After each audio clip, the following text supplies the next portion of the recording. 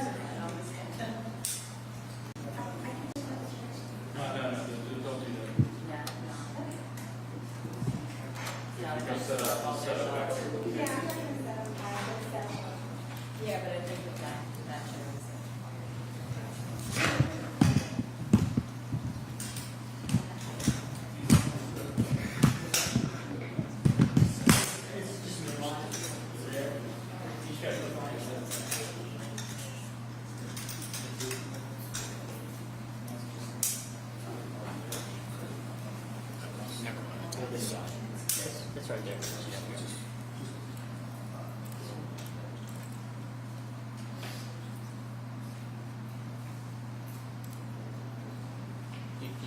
down here too. I just want to make sure that. Yep. No, yeah, that's fine. That's fine. Yep.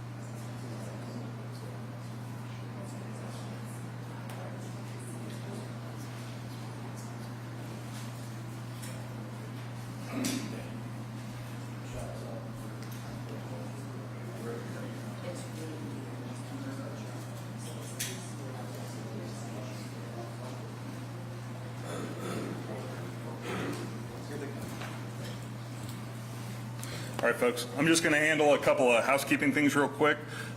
First of all, there'll be 3 speakers, me, the mayor, Chief Valenti. I'm going to give you spellings on all of those. I'm Captain Justin Bradbury, Justin, Bradbury, Bradbury. Mayor is Ron Washington, R-O-N, Washington, W-A-S-H-I-N-G-T-O-N. Chief is Brian Valenti, B-R-I-A-N-V-A-L-E-N-T-I. All right. Good afternoon, and thank you all for being here. We've called today's press conference to address the police department's response to the unlawful disturbance that occurred on the Roebling Suspension Bridge last night. The incident resulted in multiple arrests and significant disruption to public safety, traffic flow, and the safety of our officers. In a moment, I'm going to introduce the mayor, who will be followed by the chief of police, Brian Valenti. Chief Valenti will be showing video clips that show a different perspective than what is currently being shown in the media, online, and on social media. We want to warn you, some of the clips contain graphic language and use physical force. Please hold all questions until the end of the presentation. With that, I'd like to introduce you to our first speaker. Please welcome the Mayor of Covington, Ron Washington. Thank you, Captain. Good afternoon, and thank you all for being here. As many of you know, yesterday there was a significant disruption on the Roebling Suspension Bridge involving approximately 100 individuals demonstrating against ICE.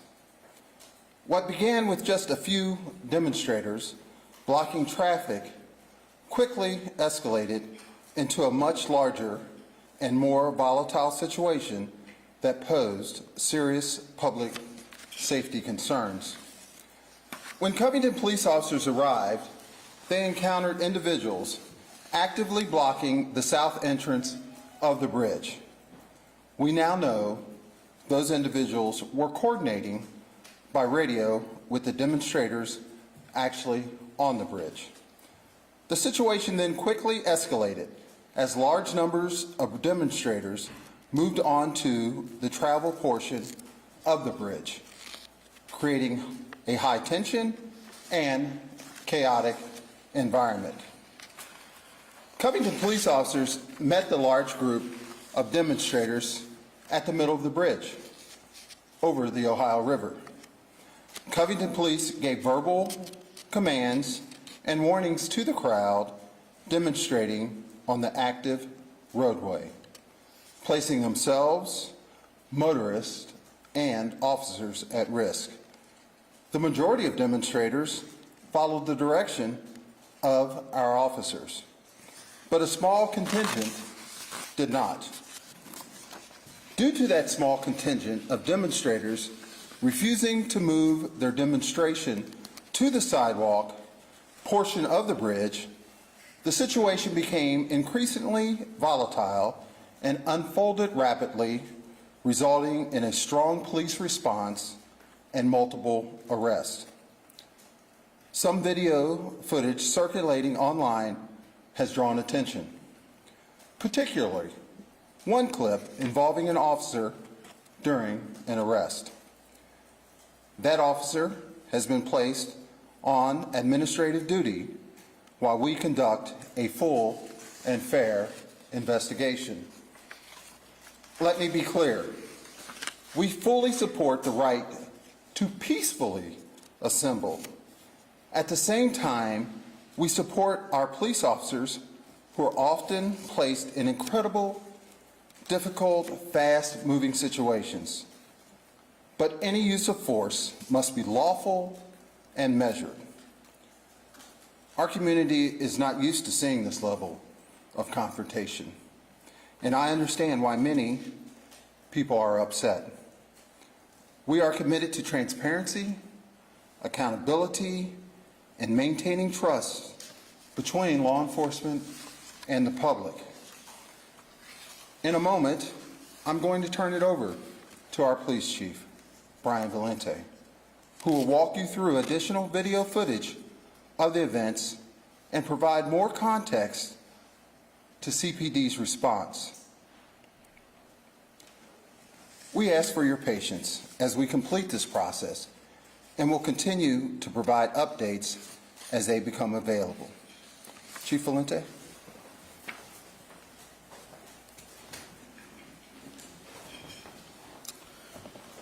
Thank you, Mayor. Good evening, everybody.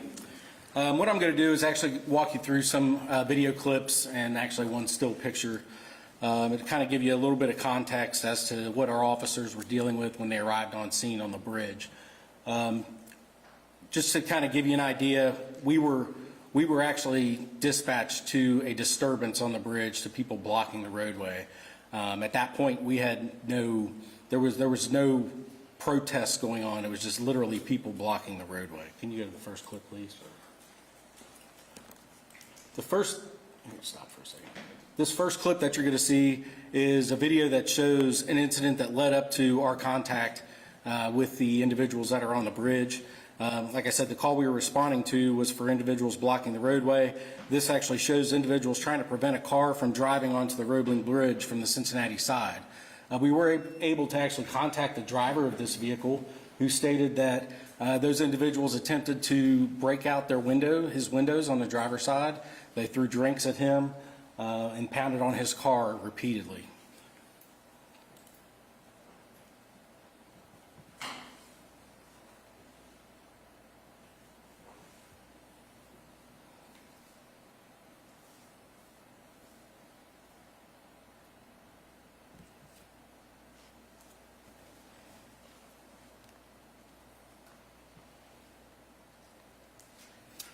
I did want to mention that this is going to be, what you're going to see is going to be a combination of videos not only from body-worn camera, but also from civilian videos that have been posted to social media, and that is a case of a social media post.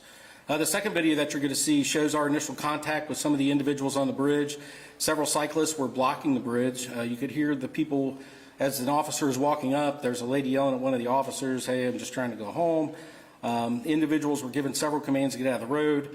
One person was seen communicating on a radio, and we discovered during this that there were several individuals that had radio communications and also police scanners in their possession. Good evening, sir, from the additional police. Also, legal supervisor, if I'm available. Yes, ma'am, we're gonna hand up. Yeah, I'm gonna stop there. Come on. If you're gonna go to jail, get out of the road. Get out of the road. I'm not gonna ask you again. Get out of the road, you're going to jail. So that went on for several minutes. They gave several warnings. 2 of those individuals were taken into custody. The other 2 individuals rode southbound back farther into Kentucky. They were actually already in Kentucky. So this third video that you're going to see is a video from our initial contact with the group on the bridge. You'll hear this officer giving several commands over the PA system to get off the roadway. It's going to be 8 commands thereabouts. The individuals were advised if they refused that they would be arrested. You need to get off the bridge immediately. Get onto a sidewalk. Everyone is subject to arrest. Get on the sidewalk. No, get on the sidewalk. I'm not talking to anybody. Get on the sidewalk.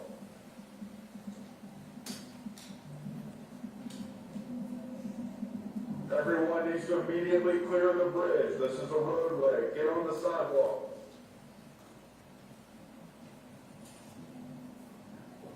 Get on the sidewalk or go to jail. Now. Get on the sidewalk or go to jail.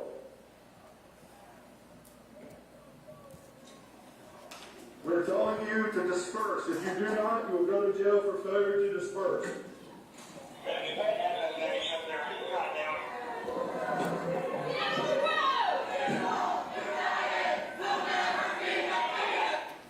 Okay, so that gives you an idea of how the crowd was blocking the roadway, and it actually goes several yards deep with people. The next video that you're going to see is an officer approaching the group, a different officer approaching the group, trying to figure out who's actually in charge. You can actually hear somebody on a loudspeaker say, "Unless you want to go to jail, get up on the sidewalk." That wasn't anybody from us. That was actually one of their organizers that was yelling that. So, some people were trying to, be respectful and make sure people got up onto the sidewalk. Not that one.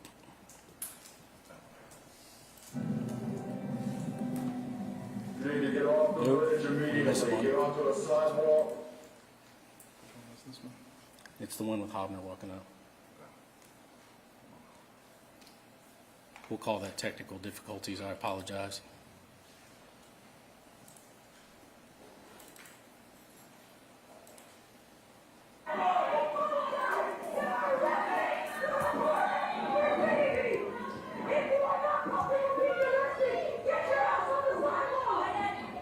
Y'all got anybody in charge?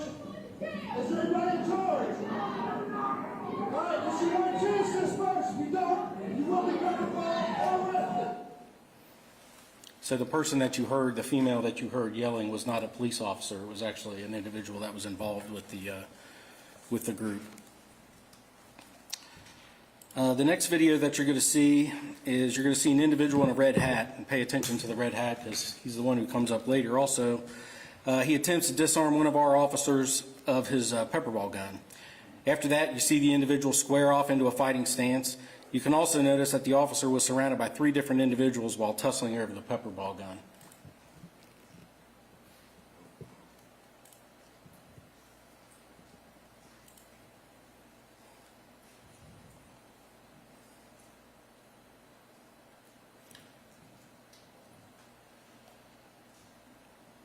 So what you saw there was he was knocking at the hopper, the top part that holds all the pepper balls.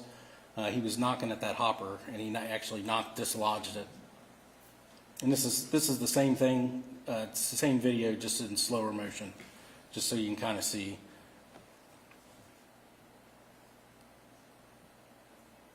And he's grabbed it there, and you saw the pepper balls fall down. He had knocked the hopper off.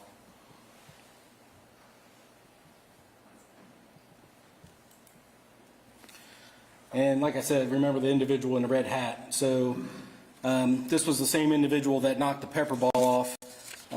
And I want to read to you an excerpt from the use of force report from the officer that eventually is engaged with this person.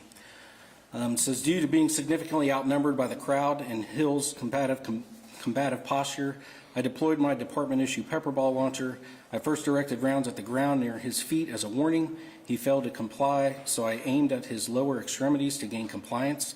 He was struck multiple times but fled on foot, exiting the roadway and moving towards the ledge of the bridge. While on the ledge, he appeared to reach toward a bag secured around his waist area. I observed his elbow move in a manner consistent with drawing or reaching for a weapon. Believing he may be attempting to retrieve a firearm, I drew my department-issue handgun as he fled along the ledge of the bridge. As I caught up to him, he grabbed the railing and refused to let go. I attempted to pull him off the ledge, but I was concerned that we could both fall into the river.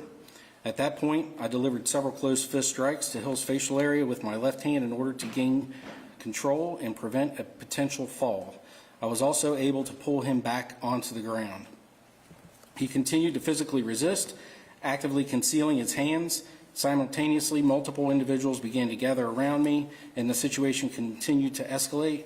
Fearing that Hill might be attempting to access a weapon and that the surrounding crowd posed a threat to my safety, I delivered additional closed fist strikes while giving repeated commands for him to place his hands behind his back.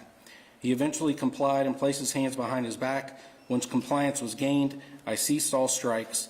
Due to the rapidly evolving situation and the growing crowd presence, I did not check the fit of the handcuffs. So this is the officer's body-worn camera. Fucking ground! Get on the ground! Get on the fucking ground! Get on the fucking ground!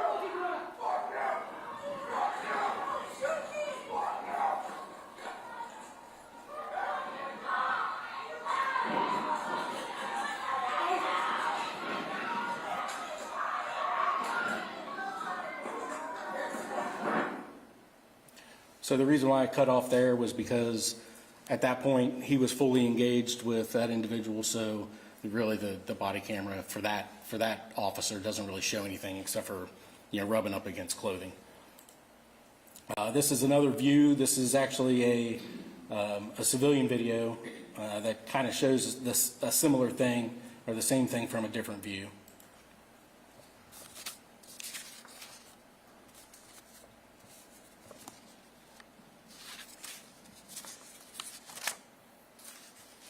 You know, one thing I want to point out is he's holding on to the railing, so the officer can't dislodge him from the railing.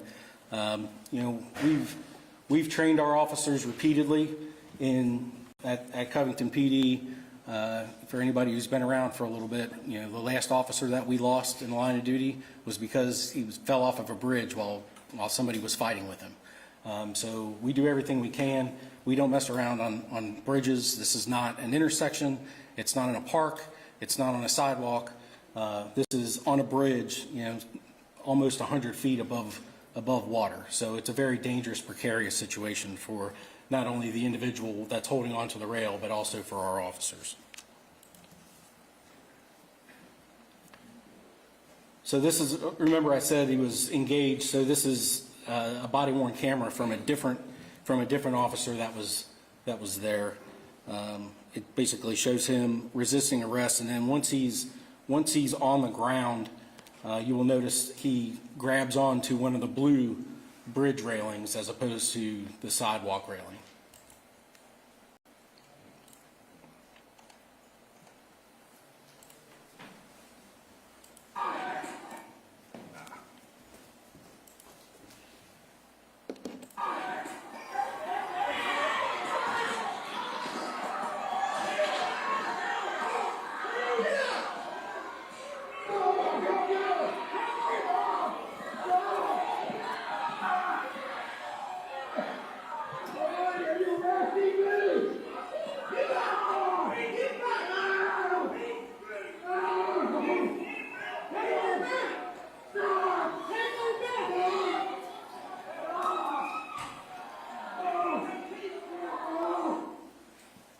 At that point, he was placed in the handcuffs. As the mayor said, we have opened up an investigation on this case. The investigation is going to look at the entire incident, not just the incident that we just saw. All of the aspects will be evaluated, not only that officer's involvement in that, but what led up to this? There are hundreds of hours of video for this. We had pretty much all of our officers up there. In total, there were between 40 and 50 officers that responded to this. So we have a lot of video to pour through, and that is going to take some time. But as we stated, the one officer has been placed on administrative duty due to just our initial findings. That's all I've got for right now, but I will open it up to questions. Go ahead, sir. Chief, a couple of questions here. First, is the officer that was placed on administrative leave the one that was punching Mr. Hill? Yes, sir. Okay. And then the second one there, it seemed like there was about a minute of that body camera where they were announcing over the loudspeakers to disperse. In the videos that we'd seen, a live stream from WVXU's Nick Swartzel, it seemed to be only about 15-20 seconds after officers got out of their car that they began detaining people. Do you think it's a reasonable amount of time to allow people to disperse from the bridge before becoming physical? 15 to 20 seconds or a minute? The whole. Yeah, I mean, you heard Sergeant Fain as he was rolling up numerous times. Like I said, I think I counted 8, advising them that they need to get off the roadway. This isn't an incident where, like I said, we weren't on a sidewalk, we weren't in a park, we were on a traveled portion of the roadway. They were obviously attempting to stop vehicles from going across that roadway. It's hard to say exactly how much time is reasonable, but there were individuals that were there that they got up on the sidewalk. But there were others that did not. Not only did they have the initial warnings through the PA system, but you also had another supervisor that walked up and advised them who's in charge. Everybody kind of just got stared at. So we were trying to find out who was in charge to disengage the whole thing, but that didn't work out. And were your officers aware of the incident involving the Jeep when you all had arrived on scene? We were advised that they were stopping vehicles from going on the roadway. We didn't know the extent of it at that point. We didn't know any of this up until we were told that somebody was blocking the bridge. We didn't know there was any sort of protest, demonstration, or anything. So that was, our first engagement with this was just when we were advised that there was a disorderly group on the bridge. Ma'am? Did you guys ever make contact with someone in charge? No, ma'am. How long, when the officer was placed on administrative leave, how long has he been on duty for? I don't know exactly how long he's been on duty for. He's been here several years. I would have to take a wild guess at that. As far as how long he'll be on administrative duty, that'll be determined by how long the IA investigation goes on for. Until the IA investigation is complete and there's been some sort of determination as to whether he broke laws, policies, or whatever, then he will remain on administrative duty. And I know you talked about this, but can you just kind of go into detail on how dangerous it is for law enforcement to respond to situations such as this on bridges? Right. So, I mean, this bridge is kind of a different animal anyway.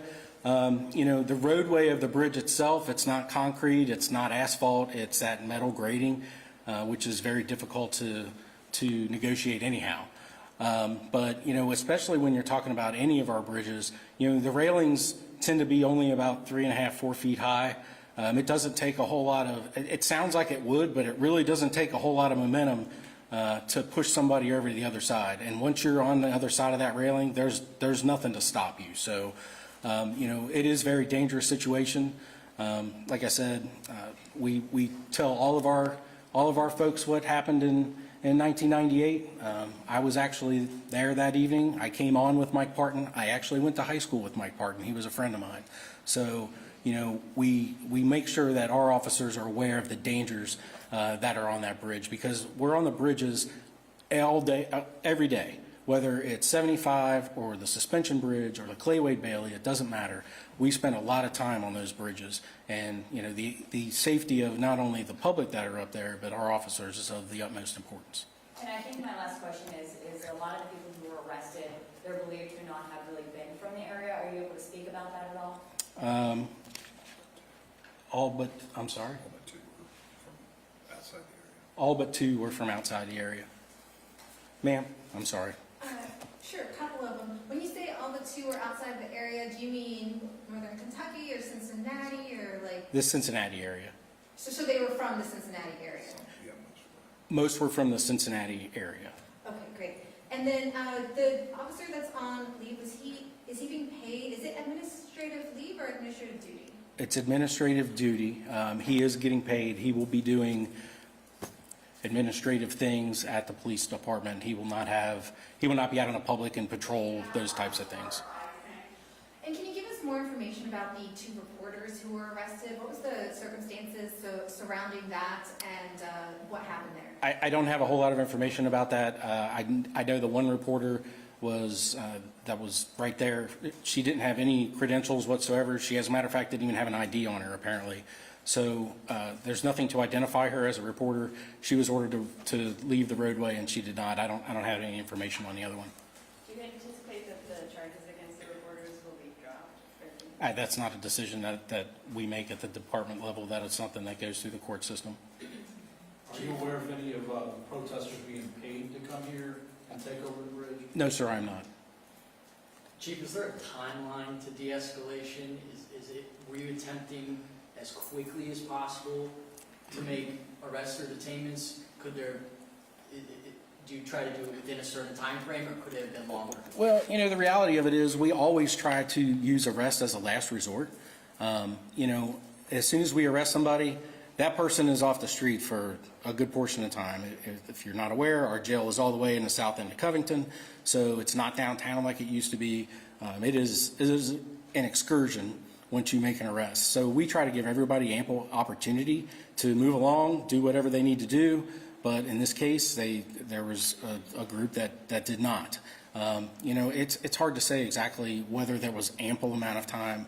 I don't know exactly what ample amount to me and you might be 2 different things. And for the officer who was seen hitting a protester who's on administrative duty, is that an appropriate arrest technique in that situation? So, like I said, we've opened an investigation on that. I don't want to speculate as to how that's going to turn out. We have not seen all the video that's available to us, so I really don't want to speculate as to how the results of that investigation will be. And for the driver of the black SUV that you made contact with, did they have any obligation to stop driving? Not really. And nobody wants to hurt someone, so they're not going to, they weren't going to barrel through. But it is a roadway. That individual actually was here visiting from out of town. He was trying to get from dinner back to his hotel room. So, he had no idea what he had driven into.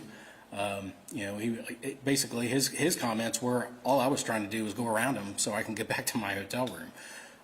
So, as far as an obligation to stop, they're not, the people that were blocking the roadway, that's an unlawful activity, and it's not legal. I don't know about Ohio, but it's definitely not legal in Kentucky. I'm going to assume it's probably not legal in Ohio either. Go ahead.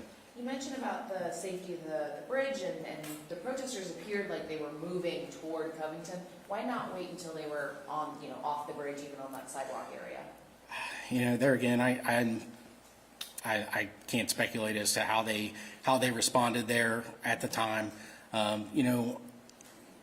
You do want to make sure that you address these situations as soon as you can. You don't want things to grow. If you look at one of the videos, there's a gentleman that's wearing all black that's jumping around the group, hyping the group up. If that continues as they go across the bridge, I can't, like I said, it would be total speculation as to what would happen. The flip side of that is there are residents on the other side of that bridge. They don't want to deal with all that too. So, we're here to, not only protect the people that were up there, but also protect the residents that are in the city. My last question is, were any weapons found on any of the protesters, either arrested and or just there? There were not any weapons found that I know of. Go ahead. What's required in terms of a permit for these types of events? So in this instance, because it was on the Roebling Bridge, it would have been a permit through KYTC. So there was no permit. There wasn't anything. It's my understanding that this was a an actual protest, a permitted protest that started in Cincinnati. There's a smaller group that came to the foot of the Roebling Bridge and then did their thing, but the protest was not at the Roebling Bridge. I believe it was at City Hall in Cincinnati. But, you know, they don't have any, there was no permits, there was no anything as far as Kentucky was involved. Were any of your officers injured at all? We did have some officers that had minor injuries. There were also 2 individuals that had minor injuries. Everybody was treated and released from St. Elizabeth. From where? It seemed like, St. Elizabeth. it seemed like the officers came prepared between the pepper pellets that you talked about and the dog. Is that standard procedure for that type of incident? Yes, ma'am. Our officers are equipped with equipment to help them mitigate those circumstances. And how many cruisers and police officers responded in total, do you know? Like I said, I believe the number is 48, but of the Covington officers, it pretty much had all of our officers there. We did do what's called a county all-call, so there were other officers from other agencies, not only in Kenton, but also in Campbell County that responded. Chief, I just have 2 more. There was an indication that the organizers had radios. What was the significance of that to you? I mean, I think it just shows their level of organization, right? So, you know, it wasn't just haphazard what they were doing.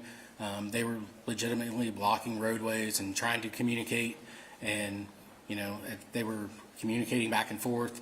The fact that they had a police scanner, they could listen to everything that was going on our radio. You know, that's actually a violation of law also. But I don't believe that nobody was charged with that, but that's a KRS. You can't do that. I got time for one more question. My final question. Sorry, go ahead. I haven't got you yet. The group that was holding the vigil on the Cincinnati side was Unite for Peace. It was the protesters who went across the bridge. Do you know if they were connected with Unite for Peace at all? Or if I don't know. I don't know who they were associated with.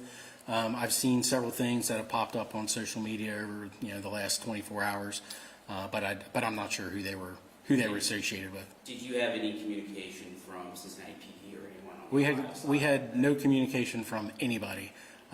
Generally speaking, we have protests in the city all the time. We've had several of them over the last several months. Generally, either they reach out or we find out about it. We go there, we meet with somebody that's in charge. We say, okay, here's the guidelines, A, B, and C. They're like, okay, cool, we'll see you. And we don't ever hear anything else from them. So, that's a lawful protest. What happened here, it wasn't a protest. It was an unlawful disturbance. All right, thank you. That's all we have time for. Thanks, everybody.